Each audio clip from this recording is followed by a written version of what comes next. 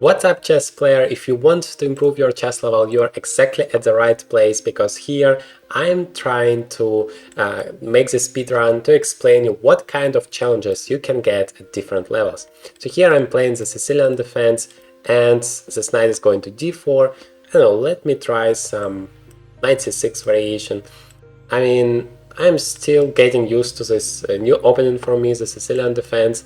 And there are so many different lines. I want to try this one. Let's see what happens here. I guess b5, bishop b7 is a typical plan. That is called a mana variation, when you place your knight on c6. The queen goes to f3. So I have here knight to e5, but that might be dangerous after queen g3. So I always have to be careful with that. And I guess the problem with b5 is that he's gonna play e5. So let me just play d6 instead to make sure that e5 is never a problem. Although, yeah, it's still a problem because b5, he has e5. Well, now I can play knight e5 and just take the pawn, attacking the bishop. I don't really like his plan, although maybe he wants to use the activity afterwards.